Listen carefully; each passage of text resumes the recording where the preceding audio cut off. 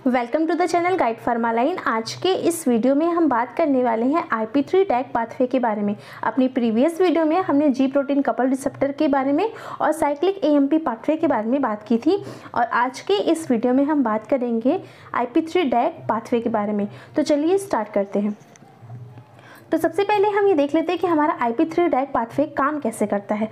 तो जैसा कि हमने अपने प्रीवियस वीडियो में ये बताया है कि आपका जो जी प्रोटीन कपल रिसेप्टर होता है वो 7 हेलिकल स्ट्रक्चर होता है, जिसमें आउटर साइड पे आपकी रिसेप्टर बाइंडिंग साइट प्रेजेंट होती है और इसकी 3 सब unit alpha, beta and gamma unit present होती है।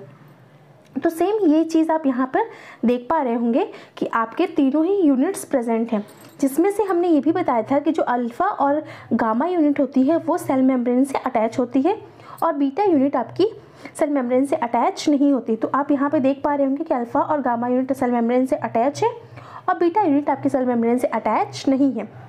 फिर क्या होता है, जब आपका रिसेप्टर एगोनिस्ट आपके रिसेप्टर पे आके बाइंड होता है तो कन्फर्मेशनल चेंजेस होते हैं। रिसेप्टर बाइंडिंग साइट कहाँ पे है? रिसेप्टर बाइंडिंग साइट आपके सेल मेम्ब्रेन के ऊपर साइड पे प्रेजेंट होती है, ठीक है। तो जब आपका एगोनिस्ट या फिर ऐसी कोई ड्रग मॉलिक्यूल या फिर लिगेंड आपके रिसेप्टर पे आके बाइंड होगा तो क्या होगा, और रिसेप्टर बाइंडिंग साइट प्रेजेंट कहाँ पे है? आउटर मेम्ब्रेन पे प्रेजेंट है, जैसे कि वो यहाँ पे प्रेजेंट है। तो ये रिसेप्टर बाइंडिंग साइट है। अब यहाँ पे क्या होगा, आपका एगोनिस्ट या फिर आपका कोई भी लिगेंड आके बाइंड होगा। जब यहाँ पे आपका रिसेप्टर से कोई भी चीज़ आके बाइंड होगी तो अब क्या होगा, फिर वो सिग्नल ट्रांसफ़र होते होते कहाँ पे जाएगा? अल्फ़ा पे जाएगा। फिर क्या होगा, मॉलिकुलर चेंज, फिर क्या होगा, चेंजेस स्टार्ट होंगे। चेंजेस में किस तरीके का चेंजेस स्टार्ट होगा, आपका जो यहाँ पे GDP की यूनिट है वो कन्वर्ट होगी किसमें? GTP में। GDP converted into GTP, okay. जब ये GTP कन्वर्ट हो जाएगा फिर आपकी अल्फ़ा यूनिट आपके GTP से अटैच हो जाएगी, जो कि आप यहाँ पे देख पा रहे होंगे, और आपका बीटा और गामा यूनिट एक दूसरे से अटैच हो जाएगा और वो मेम्ब्रेन में एज ए, फिर आपका अल्फ़ा GTP यूनिट आपकी मेम्ब्रेन से में ट्रैवल होते होते अब वो कहाँ पहुँचेगा? वो फॉस्फोलाइपेज के पास पहुँचेगा। कहाँ पे पहुँचेगा? फॉस्फोलाइपेज के पास। फॉस्फोलाइपेज के पास पहुँचने के बाद अब क्या होगा, आपकी मेम्ब्रेन में PIP2 यूनिट पाई जाती है। और PIP2 यूनिट का फुल फॉर्म क्या है? PIP2 यूनिट का फुल फॉर्म है आपका फॉस्फेटिडाइल इनोसिटोल 4,5 बिस फॉस्फेटेज। तो इससे आपकी क्या होगा, ये आपका जो अल्फ़ा सब यूनिट है वो जाके फॉस्फोलाइपेज से को एक्टिवेट करेगा, ठीक है। तो अल्फ़ा यूनिट जो कि GTP से अटैच है, अब वो ट्रैवल करके कहाँ पे जाएगी? फॉस्फोलाइपेज के पास जाएगी और वो उसको एक्टिवेट करेगी।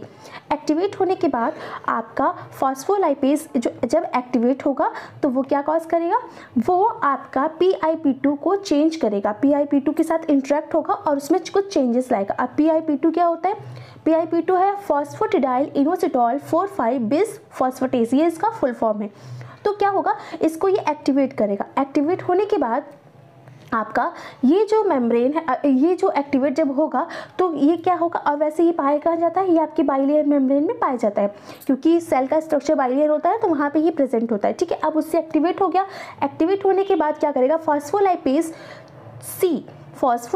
C ब्रेक करेगा किसको? PIP2 को। किस में ब्रेक करेगा? फॉस्फोलाइपेज C PIP2 को IP3 एंड डैग में ब्रेक करेगा, ठीक है। स्ट्रक्चर में आप देख पा रहे होंगे कि आपका क्या है, यहाँ पे जब अल्फ़ा आपकी जो यूनिट है, जो ये आपकी अल्फ़ा यूनिट है वो अब यहाँ पे आप देख सकते हैं कि आपकी जो अल्फ़ा यूनिट है वो किससे अटैच है? GTP से अटैच है। और वो GTP अल्फ़ा यूनिट से जो अटैच है वो अब फॉस्फोलाइपेज C को एक्टिवेट कर रहा है। एक्टिवेट होने के बाद ये PIP2 से बाइंड होगा और फिर ये PIP2 ब्रेक डाउन करेगा किसका? PIP2 का ही।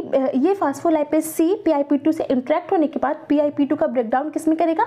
IP3 and डैग। ये IP3 और डैग।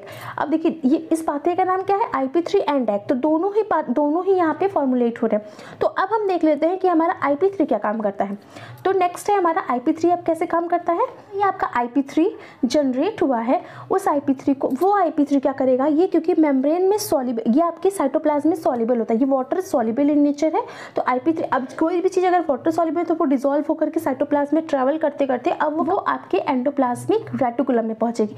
एंडोप्लाज्मिक रेटिकुलम आपके प्रेजेंट होता है सेल में, वहाँ ये पहुंचेगी और उस सेल के अंदर कैल्शियम प्रेजेंट है, ठीक है। तो उस सेल के अंदर एंडोप्लाज्मिक रेटिकुलम के अंदर क्या प्रेजेंट है, कैल्शियम प्रेजेंट है। तो अब वो यहाँ पे ये पहुंचेगा और पहुंचने के बाद ये जो IP3 है इस कैल्शियम चैनल को ओपन कर देगा। अब देखिए जब कोई भी चैनल ओपन होगा तो अब कैल्शियम चैनल यहाँ पे ओपन हो रहा है, तो इसका काम क्या होगा, ये कैल्शियम आयन की मूवमेंट को कंट्रोल करेगा। तो जब यहाँ पे कैल्शियम आयन का जो मूवमेंट कंट्रोल होगा तो फिर होगा क्या, तो इसको जब ये IP3 जब अटैच होगा तो कैल्शियम चैनल से बाइंड जब होगा ये, तो इसको कैल्शियम चैनल को ये ओपन कर देगा। तो कैल्शियम चैनल को ओपन करेगा तो क्या होगा, मूवमेंट ऑफ कैल्शियम आयन बाहर की तरफ जाएंगे, यानी कि जो आपको स्टोर कैल्शियम अंदर दिख रहे हैं एंडोप्लाज्मिक रेटिकुलम के, ये ट्रैवल कहाँ करेंगे, ये बाहर की तरफ ट्रैवल करेंगे, ठीक है। आप देख रहे हैं यहाँ पे बाहर की तरफ ट्रैवल कर रहा है, ठीक है। तो कैल्शियम चैनल कहाँ ट्रैवल करेंगे, बाहर की तरफ ट्रैवल करेंगे। अब देखिए क्या होता है, जब कैल्शियम चैनल बाहर की तरफ ट्रैवल करेंगे तो अब क्या है, सेल में कंसंट्रेशन कैल्शियम की बढ़ेगी। जब सेल में कंसंट्रेशन कैल्शियम की बढ़ेगी तो फिर क्या होगा, तब ये जो कैल्शियम है ये किससे बाइंड होगा, ये कैल्मिडोलिन से बाइंड होगा। कैल्मिडोलिन जिसको हम कैम भी बोलते हैं, तो देखिए ये कैल्मिडोलिन है, यहाँ से कैल्शियम इससे बाइंड हो रहा है, इट मीन्स कुछ इस तरीके से इससे बाइंड हो जाएगा। अब बाइंड होने के बाद क्या होगा, ये बाइंडिंग आपको calcium CaM dependent kinase CAM kinase से जाके ये बाइंड होगा और उसको क्या करेगा, पोटेंशिएट करेगा। तो उसके बाद क्या होगा, जब ये पोटेंशिएट हो जाएगा तो आपकी जो सेल के अंदर एक्टिन एंड मायोसिन की जो प्रोटीन होती है उनको ये एक्टिवेट करेगा। अब देखिए एक्टिन और मायोसिन दोनों का ही काम क्या है, सेल को कॉन्ट्रैक्शन करना, ये कॉन्ट्रैक्शन के लिए रिस्पॉन्सिबल होती हैं। तो फिर क्या होगा, ओवरऑल आपकी सेल का कॉन्ट्रैक्शन बढ़ेगा। क्लियर, मतलब क्या है कि जब आपका कैल्शियम जो है कैम से बाइंड होगा तो वो कैम डिपेंडेंट काइनेस को एक्टिवेट करेगा और वो कैम डिपेंडेंट काइनेस आपकी मायोसिन और एक्टिन मायोसिन को पोटेंशिएट करेगा और फिर वो अपना रिस्पेक्टिव रिस्पॉन्स देंगी, जिनका काम क्या है, कॉन्ट्रैक्शन करना, क्योंकि ये कॉन्ट्रैक्टाइल प्रोटीन है तो कॉन्ट्रैक्शन का काम करेंगी।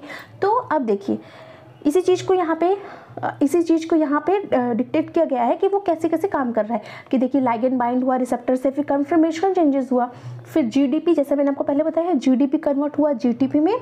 फिर क्या हुआ, जब GTP में कन्वर्ट हुआ तो अल्फा यूनिट GTP से बाइंड हुई and beta unit and gamma unit cell में ही प्रेजेंट रही। फिर उसके बाद क्या हुआ, आपका जो अल्फा बीटा कॉम्प्लेक्स है वो फ्री हो गया अल्फा से और ये अल्फा यूनिट ट्रैवल करके कहाँ पे पहुंची, ये अल्फा यूनिट ट्रैवल करके आपके फॉस्फोलाइपेज C के पास पहुंची, जो कि आपकी मेम्ब्रेन में बाउंड होता है।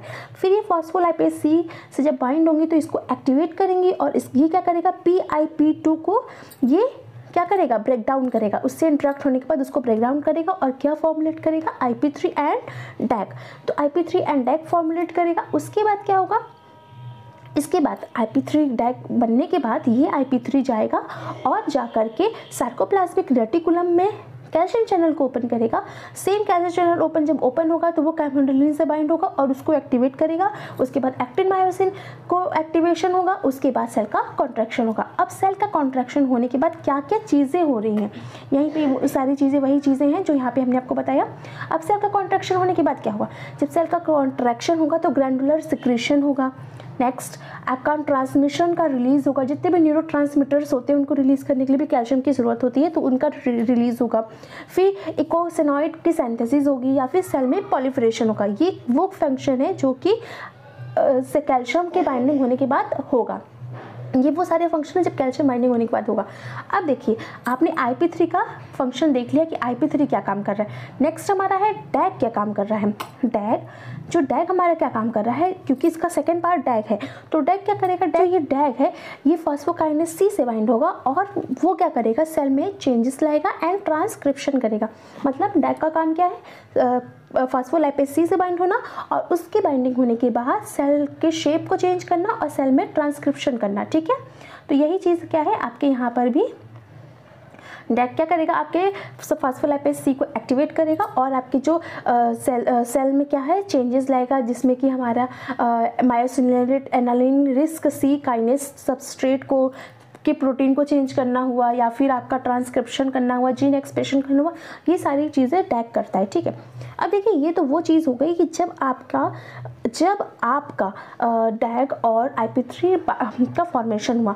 अब हमारे सेल को इसका निगेटिव यानी कि ये कट कब होगा, कट यानी कि ये सारे फंक्शंस तो उसने तब किए जब वो अटैच हुआ, लेकिन अब ये फंक्शन कब तक चलता रहेगा, कब तक चलेगा, टर्मिनेशन ऑफ द सिग्नल कब होगा। तो सबसे पहले अल्फा यूनिट है, जो आपकी अल्फा यूनिट है वो किससे अटैच है, वो GTP से अटैच है।